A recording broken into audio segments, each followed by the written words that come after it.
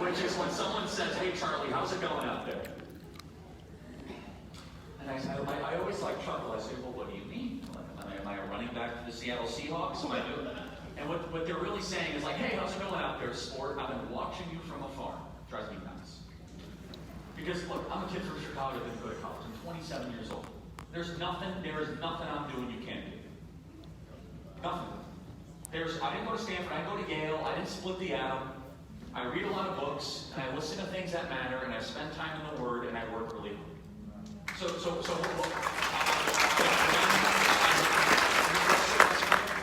I don't have a special skill. I can put words together and make arguments that make sense, and I commit myself to things that are true. What am I getting at here? No more of the spectator type deal. No more of the kind of thing where it's like we treat this thing that we're in, this kind of this moment, kind of like the Seattle Seahawks game.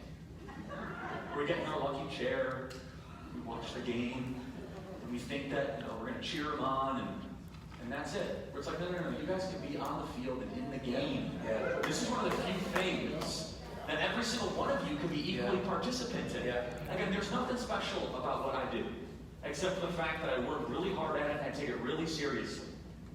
And so no more of the kind of, "Hey Charlie, I'm cheering you on." The next time I want to hear, "Man Charlie, I'm right beside you. And I'm being smeared, I'm being maligned, I'm being called these names, but I just won these 10 people to Christ, and we're winning on a local level, and I feel you, Charlie, and I'm honored to be with you in the arena."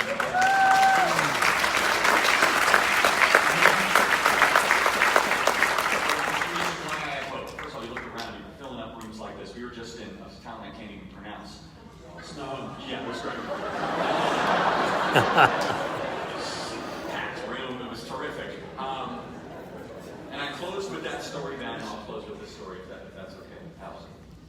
The greatest man of the 20th century was a complicated man. He wrote 50 books. He was the Prime Minister of England when he was needed, and he was kicked out when he wasn't. It was Winston Churchill. Misunderstood, kicked out of history, didn't do everything perfect, but he explained his mistakes better than any other leader. Warned about communism, and he was really, really right about the National Socialist Workers' Party. So on December 6, 1941, our country was under attack. 5,000 people died in Hawaii at Pearl Harbor. An unspeakable preemptive strike against a nation, us, that said we don't want to get involved in another war. We lost enough in World War I. We're going to do isolation, non-engagement, go kill yourselves, Europe and Asia. That was our position. And FDR was a little bit on the edge of where he wanted to get involved or not. We did an oil embargo against Japan, and Imperial Japan thought that they could get us into the battle, which would then smoke us out, and eventually we'd never get involved in Asia again. And they were, honestly, their pride was their downfall. They preemptively struck Pearl Harbor. Day that will live in infamy.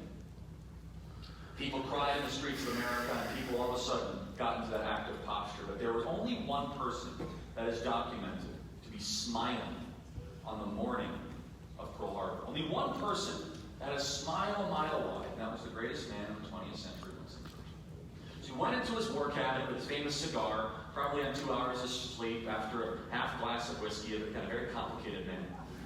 And he smiles in his war cabinet, and he says, "We've won the war." And his war cabinet says, "What are you talking about? Have you lost your mind? They just bombed a hospital last night in London. We don't have a navy. We just evacuated from Dunkirk a couple 100,000 troops that were basically for slaughter, and they don't want to redeploy.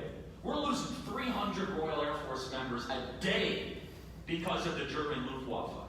They are bombing us shock and awe, and the people of London want us to sue for peace. What do you mean we've won the war, Winston Churchill?" And he smiles and takes a puff out of his cigar. He says, "No. The Americans have woken up. We have won the war."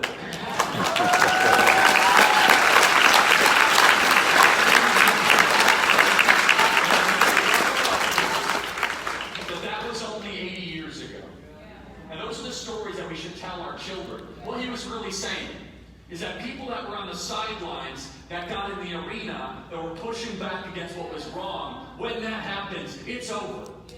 Now all of a sudden when people that were spectators spectators, that are participants, it's over. And Winston Churchill, being a student of history, writing 50 books before, he knew that when people that otherwise were just doing their thing got out of the seats and into what matters, it's over. And so my call to action tonight is that if you get out of your seats and get into what matters, all of a sudden, we are going to win.